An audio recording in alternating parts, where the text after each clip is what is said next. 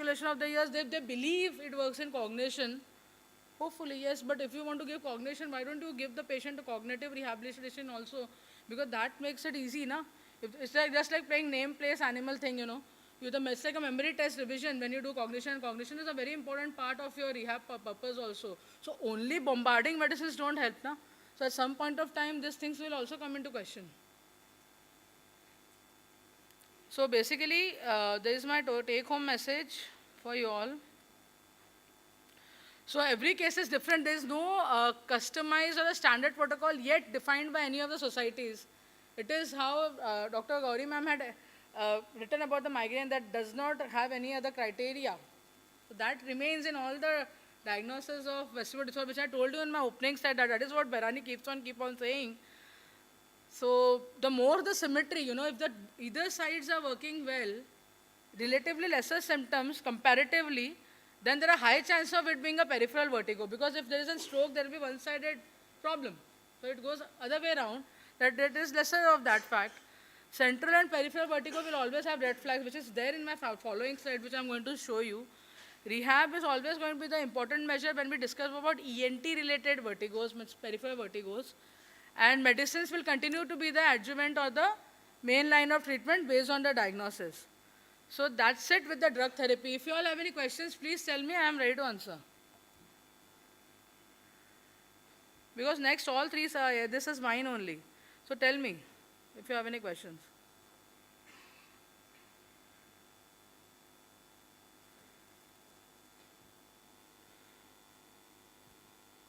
Any questions on this pharmacotherapy approach to a case of vertigo, my initial lecture? Because now I'll be going towards case discussion. Okay, then we'll take a small, yes sir, please tell me. Yeah. I have, Yeah. hello. Yeah, sir. Okay, I have seen many ENT surgeons or physicians, they are writing both cinnarizine and betastidine. That's So nullifying what is your take on that? What is the diagnosis? If it is just a vertigo. suppressing, then go Yes. with suppressant. Just they give symptomatic. It is like doing a plus minus together. See, that is what we learned in our PG days also, writing both together. So those who are PGs, prefer take one out of the 3-4 that you all have in the market. Take one based on what is your preferences. So choose wisely. That is the take-home message. Don't just mix up, because you are giving double, triple suppression defect on the vestibular apparatus. The patient may suppress the rotatory spinning, will come with imbalance more. So it will, then your rotatory spinning will become non-spinning vertigo because of the effect of the drug. So now you have to withdraw, and there will be a new normal which will come about. Understood? So pick one and taper it down.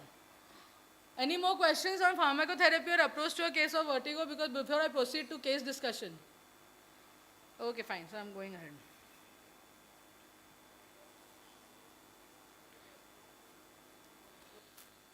Okay, so now we will talk to our approach to a DZ patient. Now suppose if a patient is coming to you, and what are the key things that you want to look at? So first will be the history, as we mentioned. बहुत ही खराब condition है, patient खड़े रहने की हालत में नहीं है. You will be going for a HINTS evaluation. Head impulse, test for nystagmus, Q deviation, and standing test with PTA. See, this thing I will cover up in rehab, or who all have the queries, they can come here and we can answer that for HINTS examination, because HINTS is not out of the process, but I would love to discuss on this more. Titrate, timing, trigger, targeted examination. Timing, trigger, targeted examination. Like if there is a trigger, like you have less time, your OPD is running full, and you are telling that patient is saying that, nahi, mujhe right side mein लेटने में चक्कर, go for Dixalpike straight away. If the patient is coming with acute vestibular stroke, you want to have quickly, what is that? Go for HINTS and the head shaking test.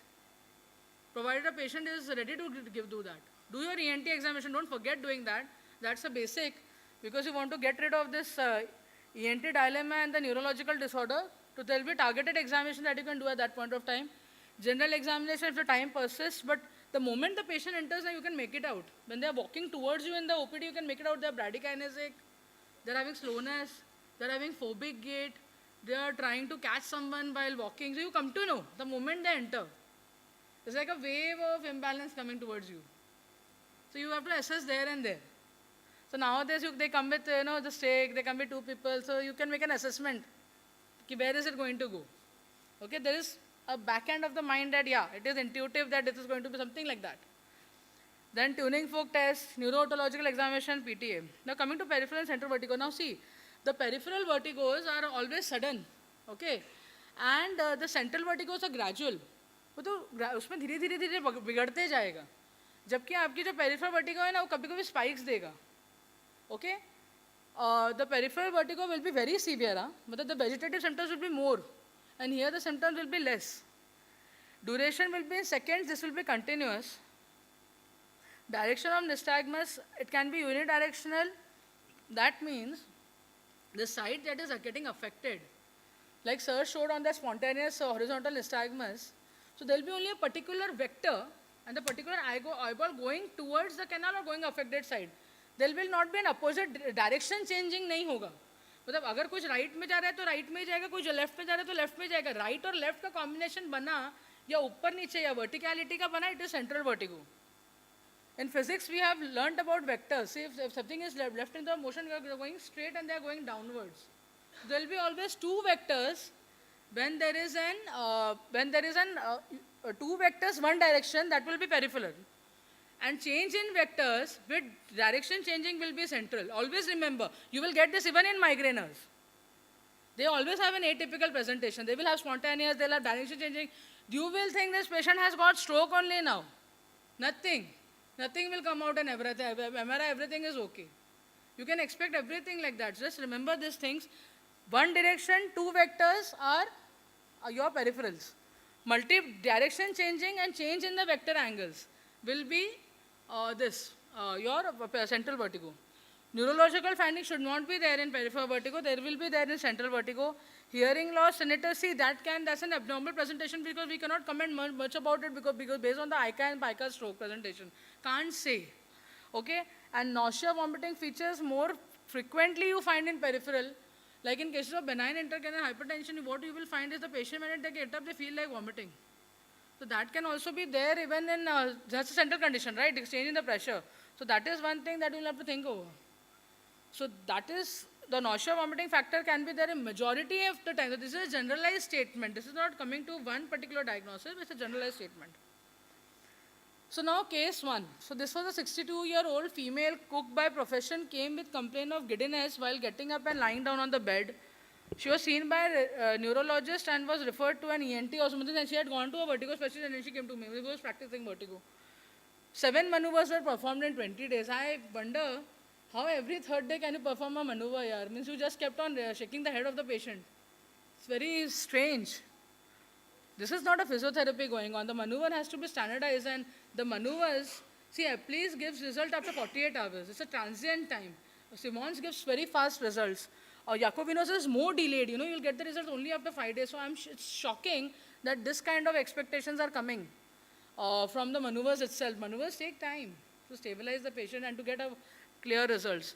So this patient came to me. What I found was she was having positive supine roll in either sides. So AIB, we have something known as horizontal hybrid maneuver. It's a combination of Appiani, Kasani on either sides. So we do it at one go just to have the understanding as to where the crystals are going to go somewhere because they are having an ampuloputal flow. So it is going towards the utricle because the horizontal canals are involved. So why not take a chance after all this? Later on, she told there was a history of intolerable ultrasound and the patient was actually having horizontal canal BPPV because of the migraine preponderance. She was 62-year-old, so she was having something known as postmenopausal. And when the history was asked in the initial years of the, when she was more of the more productive age, she had migraines. So if you track the migraines, like if I see cases from 10 years to 92, what I have seen कि जो migraine presentation young age में रखते हैं ना वो imbalance लेके आते हैं आपके पास 60 के बाद. अगर आप बहुत commonly vertigo को track करोगे ना preponderance पे, तो you will see that these patients will not give you migraine symptoms, they will just give you presentation of head heaviness, but they will be a migrainer in the young age or the reproductive age. But because of the menopause going down and the estrogen activity going down at a certain age, these people present with such conditions in the post-60.